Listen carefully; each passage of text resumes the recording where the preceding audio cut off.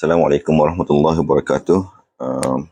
Sahabat-sahabat semua, insya-Allah pada hari ini saya cuba untuk membentangkan beberapa ayat berkenaan dengan ayat-ayat Allah SWT berkenaan kauniyat dan ayat yang dihamparkan oleh Allah Ta'ala kepada kita berkenaan dengan kebesaran-kebesaran dan tanda-tanda kehebatan Allah Subhanahu Wa Ta'ala. Ayat yang pertama yang saya petik daripada surah Al-Baqarah yang berbunyi daripada ayat 164. A'udzubillahi minasyaitonirrajim. Inna fi khalqis samawati wal ardi wa ikhtilafil laili wan nahar wal fulki allati tajri fil bahri bima yanfa'un nas wa ma anzalallahu minas samai mimma fa ahya bihil arda ba'da mautiha wa batha fiha min kulli dabbah wa tasrifir riyahi was sahabil musakhkhari bainas samai wal ardi laayatin liqaumin ya'qilun. Sadaqallahul azim. Maksudnya sesungguhnya pada kejadian langit dan bumi dan pada pertukaran malam dan siang. Okay, ini ayat pertama membicarakan berkenaan penciptaan Allah Ta'ala terhadap langit dan bumi. Sebagaimana kita tengok belakang kita ni, ada langit dan juga bumi yang tengah kita duduk sekarang ni. Bagaimana Allah Ta'ala menciptakan bumi ni dan bagaimana Allah Ta'ala menciptakan langit yang tanpa tiang dan tak jatuh. Bagaimana pula jika kita ni bina suatu rumah ataupun bina suatu pembinaan yang di mana kita buat suatu bumbung ataupun suatu alas daripada atas tanpa kita meletakkan tiang, pasti akan jatuh, pasti akan runtuh binaan tersebut. Sebab apa? Sebab tidak ada tempat pergantungan. Tetapi cuba kita tengok balik pada ciptaan Allah Ta'ala, langit. Kita tengok pada langit ni, bagaimana langit boleh berada tinggi di atas dalam keadaan tak runtuh. Bila lagi benda ni ada sejak daripada mulanya penciptaan, sebelum adanya Nabi Adam atau muka bumi ni, benda ni telah ada di atas muka bumi ni dan tak runtuh sampai ke hari ni. Bila berlaku benda ni, wallahu alam, kita tidak tahu. Cuma Allah Ta'ala sebut dalam Al-Quran berkenaan bagaimana penciptaan langit tadi tu, hebatnya Allah Ta'ala menciptakan inna fi khalqis samawati wal ardi wa ikhtilafil laili wan nahar. Pada ciptaan Allah Ta'ala itu bukan sekadar ada langit dan bumi, tapi Allah ciptakan juga malam dan siang. Bagaimana hari ni sekarang ni siang hari, ada matahari. Pada waktu malam pula, matahari tak ada. Tapi apa yang ada? Yang adanya adalah bulan pula yang akan bertukar-tukar, yang akan saling berubah, saling bertukar daripada siang ke malam. Cuba kita tengok pada satu negara-negara yang lain, yang mana ada pada mereka tadi tu hanya matahari saja. Walaupun pukul 12 tengah malam, tapi matahari tetap masih ada. Dan begitu juga ada pada negara lain, pada musim yang lain, ketika mana adanya waktu malam, tetapi tidak adanya bulan tadi. Okey, bagaimana kita tengok pada Allahumma salli ala Muhammad berkenaan dengan satu negara yang mana di hujung dunia sana, negara yang selalu menerima matahari dan tak pernah menerima malam. Dan satu lagi negara yang mana tak pernah terima malam, hanya menerima matahari saja. Sebab apa? Sebab itulah kehebatan Allah Ta'ala. Tak ada siapa yang boleh ciptakan benda ni dan tak ada siapa yang boleh ubah benda ni melainkan Allah Ta'ala juga, walaupun di atas bumi yang sama. Okey. Yang kedua, cuba kita tengok dalam surah Al-Baqarah yang menceritakan bagaimana Nabi Ibrahim berhujah dengan Namrud, raja pada zaman itu. Alam tara ila alladhi hajja Ibrahim fi rabbih an atahu Allahul mulk idh qala Ibrahim rabbi alladhi yuhyi wa yumit qala ana uhyi wa umit qala Ibrahim fa inna Allah ya'ti bisyamsi minal masyriq fa'ti biha minal maghrib fabuhital ladzi kafar wallahu la yahdil qaumadh zalimin. Kesinambungan daripada ayat ni juga kita dapat kaitkan bagaimana apabila mereka yang mempunyai akal tapi tidak mahu berfikir. Sedangkan kita tengok pada surah Baqarah tadi, ayat 164, last sekali pada ayat, Allah sebut macam mana?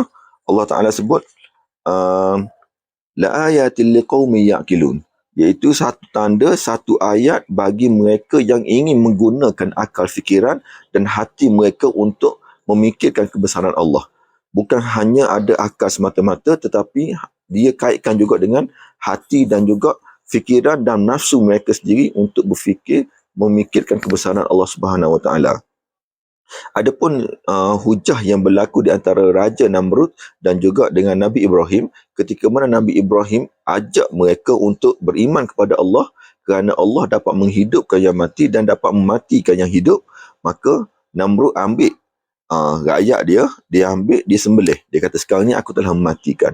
dan dia ambil seorang lagi rakyat dia, kemudian dia tak jadi pancung rakyat dia. Sebab apa? Dia kata, ini seorang lagi aku menghidupkan, jadi aku boleh buat. Kemudian Nabi Ibrahim kata, kalau macam tu, Allah aku ni, Tuhan aku ni, mendatangkan matahari daripada timur dan menjatuhkannya daripada barat, menjatuhkannya ke barat. Cuba kamu, kalau kamu rasa ada kuasa, kamu datangkan matahari daripada barat, naik daripada barat, kemudian jatuh melalui timur.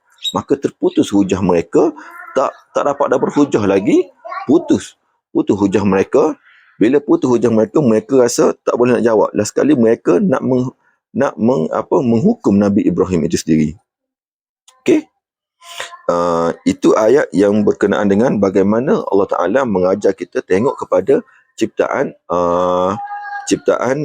langit dan bumi. Okey, berbalik pada ayat yang kita bacakan pada awal surah tadi, iaitu surah Al-Baqarah ayat 164.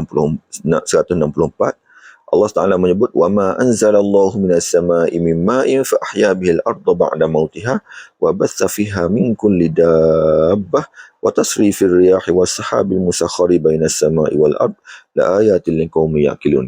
Bagaimana simulasi yang kita dapat ambil daripada pengajaran yang Allah Ta'ala sebutkan. Allah Ta'ala menurunkan air daripada langit, iaitu hujan. Untuk apa tujuan? Untuk menghidupkan bumi-bumi yang telah mati. Fa'ahya bihil arda ba'da mautiha. Cuba kita tengok negara kita, khususnya Malaysia. Bila mana tempat kita baru je lepas hujan, maka akan tumbuhlah pokok-pokok, tumbuhan-tumbuhan, dan segala binatang-binatang pun akan segar, berkembang membiak. Kenapa? Kerana ada makanan dan ada kehidupan bila adanya air. Cuba kita tengok balik kepada negara-negara Timur Tengah yang mana tidak ada pokok, tidak ada hujan. Kenapa? Kerana kekurangan air itu sendiri, dan kerana tidak ada air yang mencukupi seperti padang pasir, maka tidak ada tumbuhan yang hidup. Kenapa? Kerana tidak adanya air, maka situlah juga akan menyebabkan tumbuhan itu tidak akan hidup dan binatang-binatang pun tidak akan membiak di kawasan tersebut. Maka itulah pentingnya ada air, dan bagaimana Allah Ta'ala mengajar kita supaya bersyukur di atas setiap air yang turun tadi.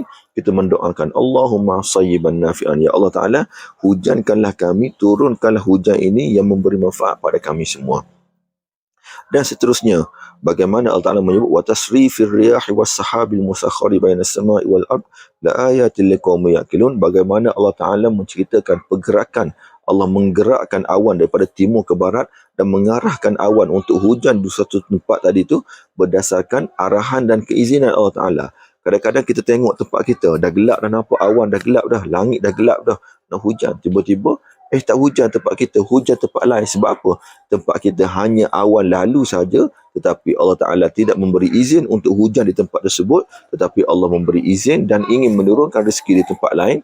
Mungkin kerana sesuatu tempat tadi itu, kerana melakukan sesuatu ibadat kepada Allah Ta'ala, menyebabkan Allah akan menurunkan rahmat dan kasih sayang daripada langit. Okey, seterusnya berkenaan dengan ayat wal fulkil lati tajri fil bahri bima yanfa'un nas. Yang ni ayat yang menceritakan berkenaan dengan bagaimana kapal-kapal yang besar dapat berlayar, dapat berjalan di atas air. Tajri, berjalan di atas air. Macam mana? Sedangkan bila kita secara biasanya kita tahu kalau kita terjun dalam laut ataupun atas air pasti akan tenggelam.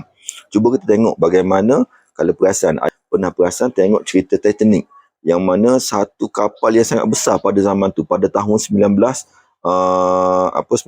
ke, maksudnya 100 tahun yang lalu, bagaimana seorang pakar yang hebat, dia dapat mencipta kapal yang sangat besar.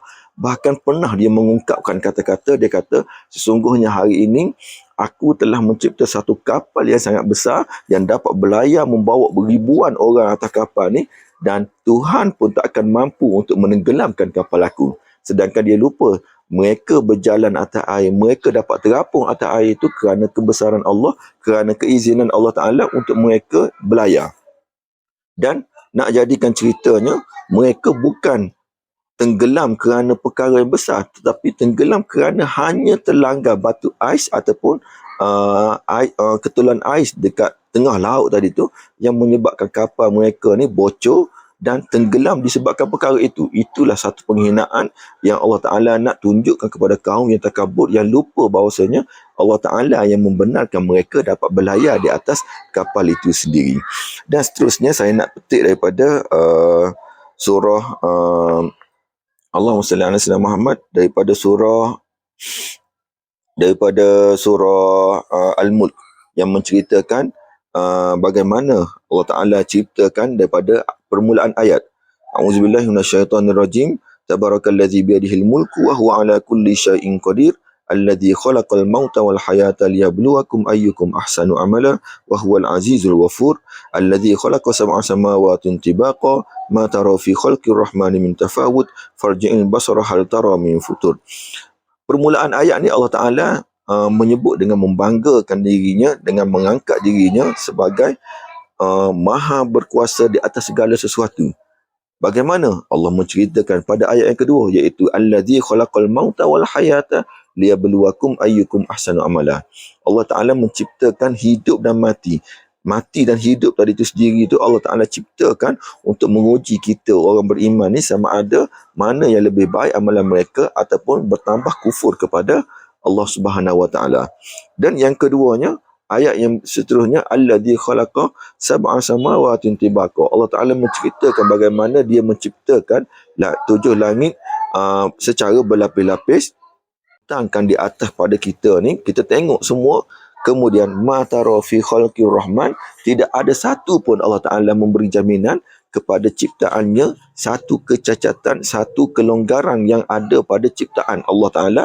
Bukan itu saja, bahkan Allah Ta'ala mengajak kita semua sebagai umat ni untuk tengok balik. Farji'il basara, Allah kata tengok balik pada langit. Farji'il basara hal tara min futur. Adakah kamu tengok pada langit aku yang aku ciptakan ni?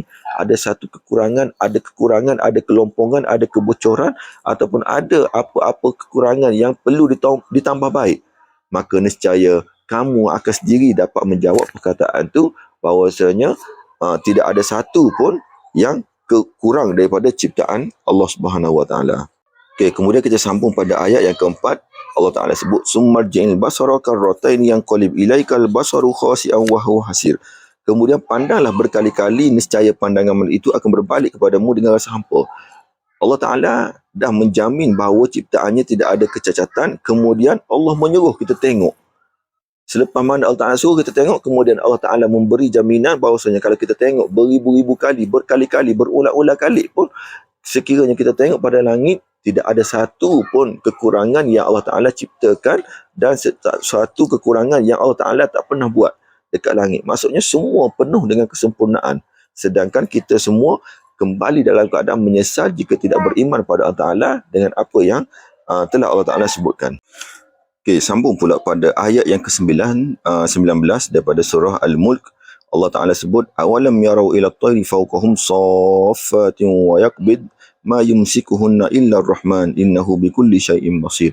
Jadi kita tengok balik simulasi bagaimana Allah Ta'ala menciptakan burung itu sendiri. Kita tengok burung berterbangan di udara, burung berterbangan di atas sana. Bagaimana mereka mengepakkan sayap, menutupkan sayap dalam keadaan terbang dan tak jatuh. Kita juga ada tangan macam burung. Kita cuba terbang, kita tak dapat terbang. Sebab apa? Sebab tidak ada kebenaran, tidak ada keizinan daripada Allah Ta'ala untuk kita terbang itu sendiri. Itulah bagaimana kita nak tengok contoh hari ni. Kita tengok kapal terbang yang terbang di atas sana. Bagaimana kapal terbang, dia meniru ciptaan yang Allah Ta'ala ciptakan kepada burung tadi. Kemudian kapal terbang tadi dapat diciptakan. Dan kapal terbang, kita cuba tengok berapa banyak dah kapal terbang hari ini yang terbang tiba-tiba jatuh. Terbang tiba-tiba patah sayapnya. Kenapa? Kerana itu menunjukkan segala perkara yang dibuat atas muka bumi ini, Allah Ta'ala yang tentukan, Allah Ta'ala yang memberi keizinan kepada sesuatu perkara itu untuk berlaku ataupun tidak. Cuba kita tengok burung. Bagaimana dia terbang dalam keadaan laju tapi boleh stop secara drastik. Maksudnya contoh, dia nampak satu perkara tadi, dia terbang laju, tiba-tiba nampak ada satu mangsa untuk dia tangkap. Dia terus break dan tak tersalah pun untuk tangkap mangsa dia. Tapi cuba kapal terbang yang tengah laju macam tu, terbang laju tiba-tiba nak stop secara drastik. Mungkin semua penumpang yang dalam kapal terbang tu akan mengalami kemalangan di dalam kapal terbang itu sendiri jika berhenti secara mengejut. itulah kebesaran Allah Ta'ala ciptakan pada burung sahaja. Kita dapat tengok bagaimana Allah Ta'ala memberi keizinan pada burung untuk terbang, mengembangkan sayap dia, menutup sayap dia, tanpa ada apa-apa yang menghalang mereka daripada terbang dan jatuh di atas muka bumi ini, kecuali dengan izin Allah Subhanahu wa Ta'ala.